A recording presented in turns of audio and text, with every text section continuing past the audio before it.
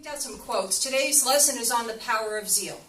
For those of you who are new, Unity has what we call the 12 powers of man and woman. And these are the 12 powers that we draw upon and we rely upon, and we have an infinite supply of. So they include things like faith and love and strength and zeal. Zeal is one of them. Enthusiasm, passion. So I pulled out some quotes here from Thomas Fuller. Zeal without knowledge is fire without light. William Hazlitt. Zeal will do more than knowledge. From Charles Buxton. Experience shows that success is due less to ability than to zeal. Aldous Huxley. The secret of genius is to carry the spirit of the child into old age, which means never losing your enthusiasm. From Ralph Waldo Emerson. Nothing great was ever achieved without enthusiasm. And finally, from Charles Fillmore. I fairly sizzle with zeal and enthusiasm and spring forth with a mighty faith to do the things that ought to be done by me. How many of you have heard that quote? Oh, yeah. Can you read that again? I will say it again. I fairly sizzle with zeal and enthusiasm and spring forth with a mighty faith to do the things that ought to be done by me. Nice, huh? Right. How old was he when he quoted that? Was he about 80 or 90? That's how I'm... Can you turn this on? Thank you. That's how I'm starting the talk. Yeah, 93 years old when he said that. Where do I go, people? Where do I go? Okay. You don't want me blinded by the light. So, yeah, 93 years old. I will not tell you how old I am, but my youngest child just turned 35, so you do the math.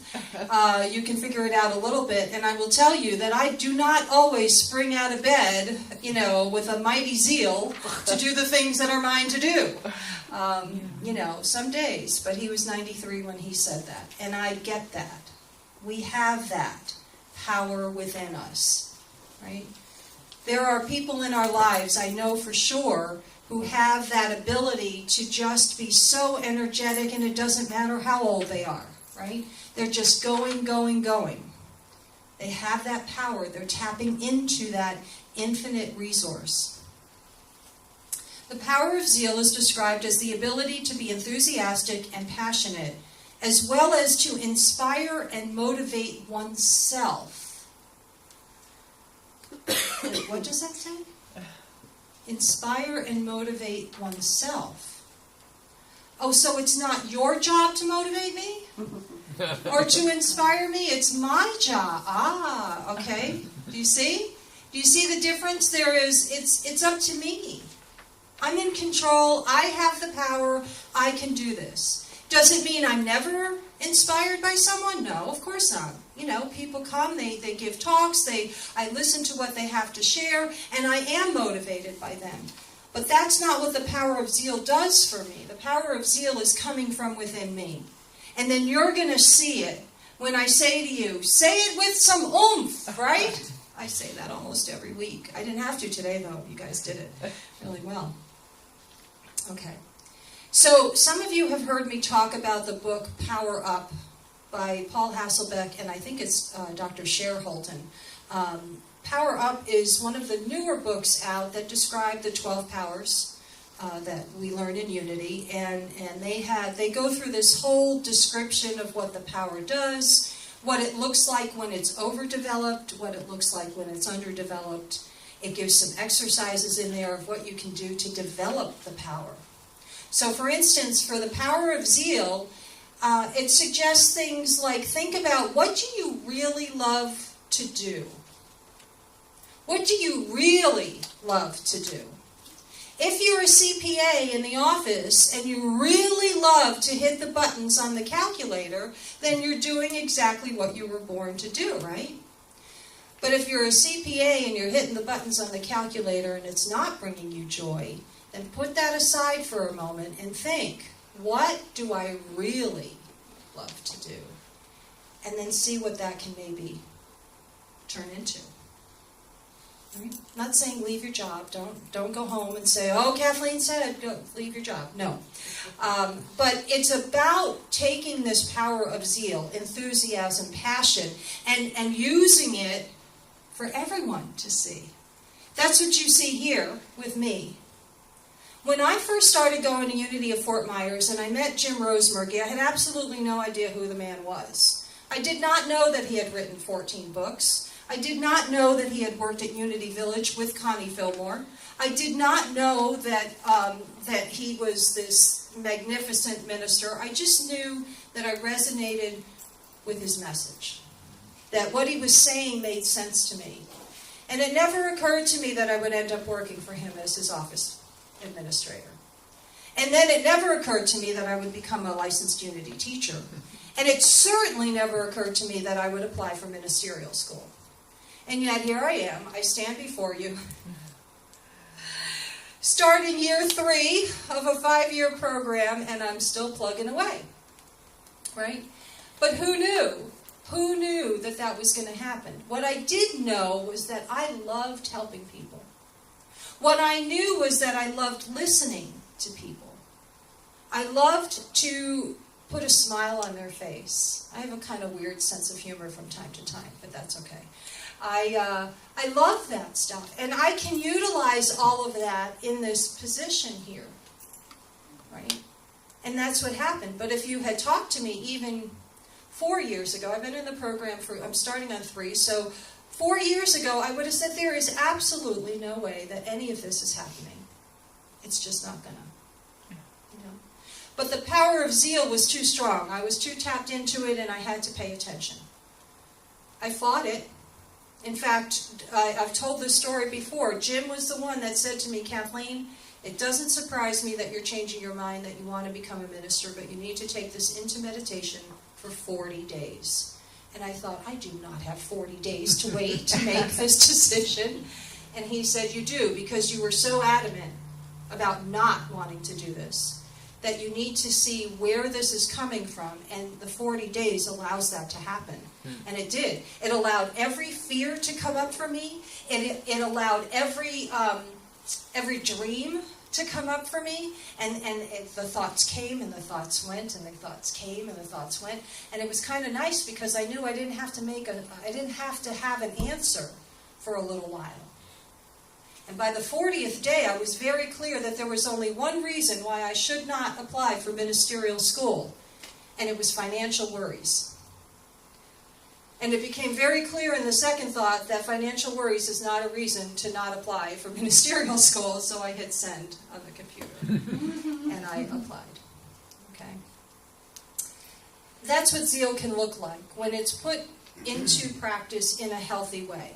But there are ways, as it says in the book, the Power Up book, underdeveloped zeal looks like this. It looks like me being on the couch just watching football all day on a Sunday, which I love to do, but not doing the things that are mine to do. Not getting my homework assignments done, not getting ready for work for the week, those kinds of things. It's listless, it's just laziness maybe sometimes. Not always. It's okay to rest once in a while.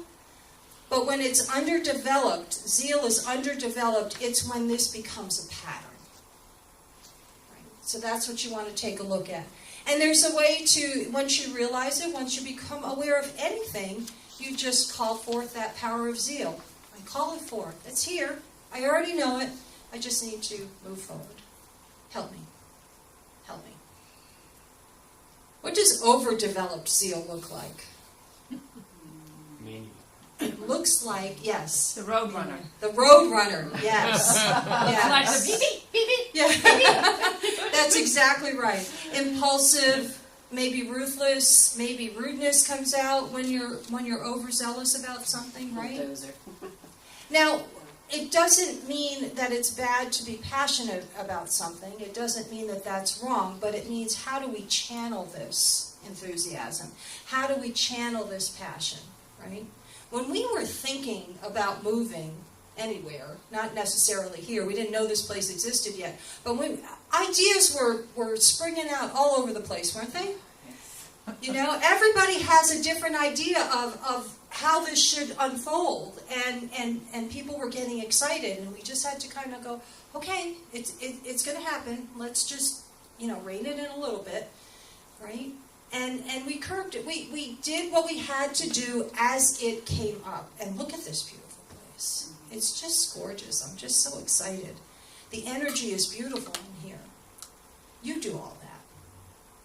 Nobody does that but you. You guys bring that energy. You bring that love. You bring that peace. You bring that desire to learn and to share from each other, with each other and from each other. Right?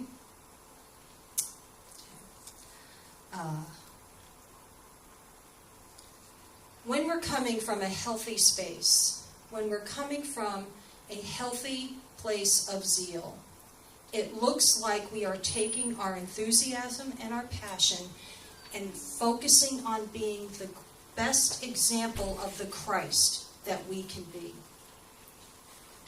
I will remind you that Christ is not the last name of Jesus. Right? My last name is Kerswig. Christ was not Jesus' last name. It is the Christ presence, that divinity, that spark within us that belongs to all of us. We all have it. You can't run away from it. If you don't feel it, it doesn't mean it's not there. It's still there anyway. Right? Which is sometimes good news and sometimes not so good news, because then I can't sit in my pity party for too long, right? Because I have to remember that it's still there. We want to shine our light. In this particular world that we live in right now, it is so challenging. What we see on the news every night, social media every day, all of the appearance of hate and anger, it's overwhelming at times.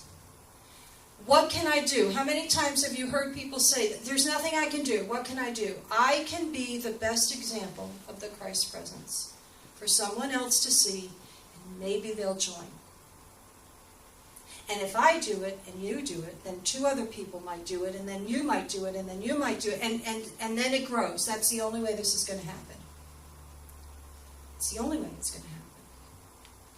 If I focus on trying to convince people of the reasons why they're wrong, I'm going to be wasting a lot of energy. Right? But if I am showing by example, this is what I do for people who are trying to recover from different things, right? I give suggestions and I help them. If they believe in prayer, I ask them, have you prayed? 9 times out of 10, when somebody is going through a very difficult challenge and they are faithful people, they will tell me, I forgot to pray. Right? And it's just because the difficulty is overwhelming. It's because the challenge has just taken over their consciousness, and just as the human part of us forgets. So that's why we need each other to remind ourselves. How about Aldous Huxley's quote, the secret of genius is to carry the spirit of the child into old age. How many of you still feel like you're a kid at heart? I do. I do. Definitely. You know?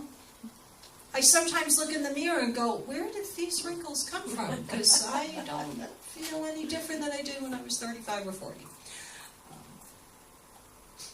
Nothing great was ever achieved without enthusiasm. Ralph Waldo Emerson tells us that. I believe that. I believe that we have to have that passion within us.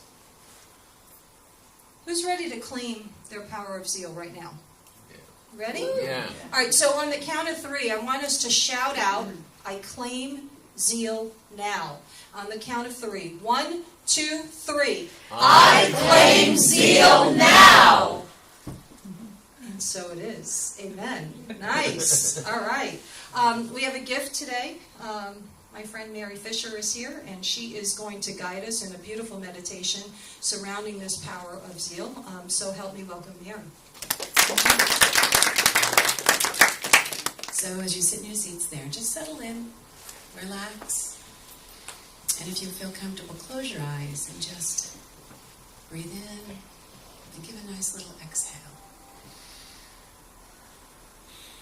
We're going to be talking about the faculty of zeal, and the affirmation is, I enthusiastically accept my good and go forward to achieve my purpose.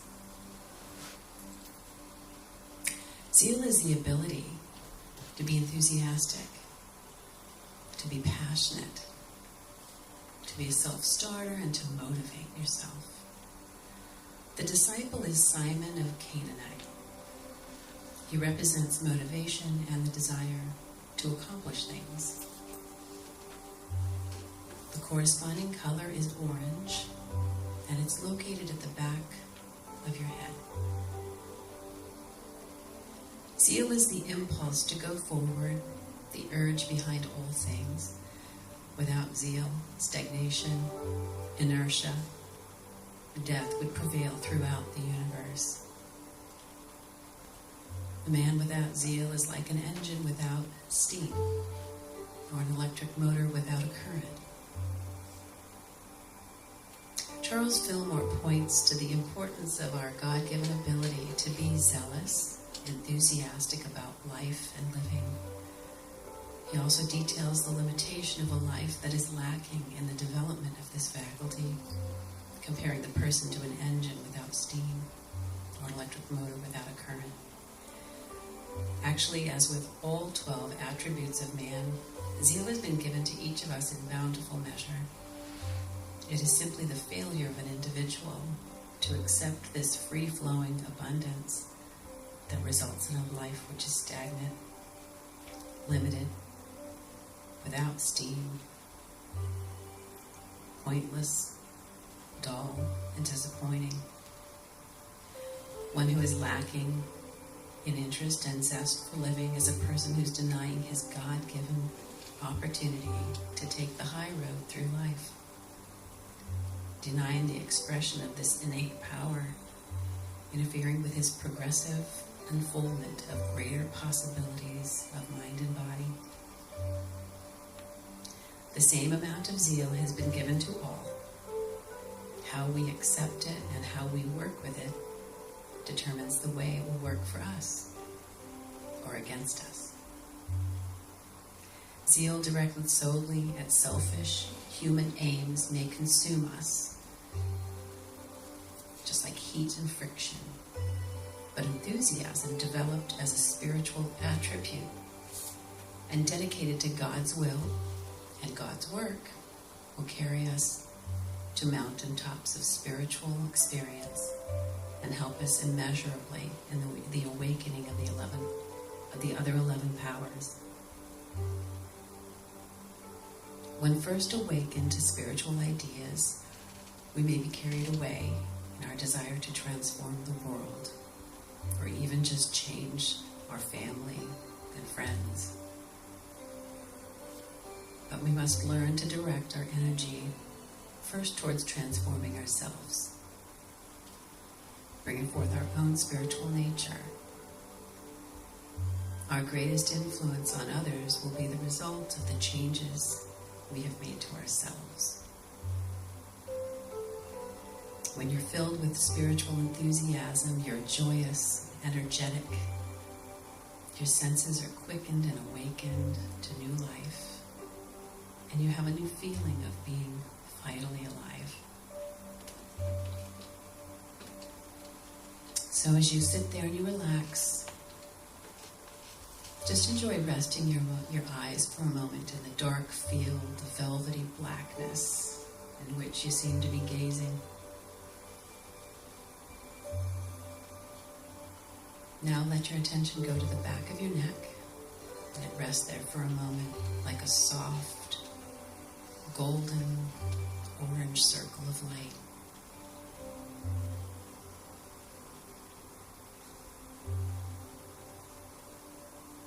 The Christ in you is quickening, baptizing, and training your faculty of zeal.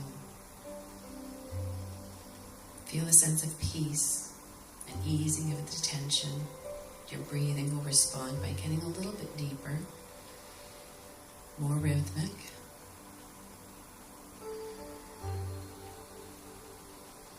And as you take a breath in Exhale, give a little sigh of relief and release.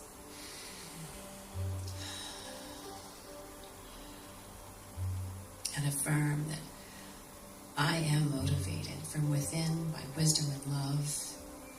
I do that which is before me to do with unflagging zeal and enthusiasm.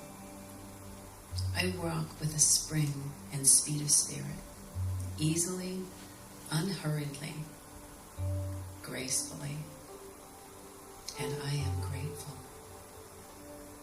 And so it is. Amen.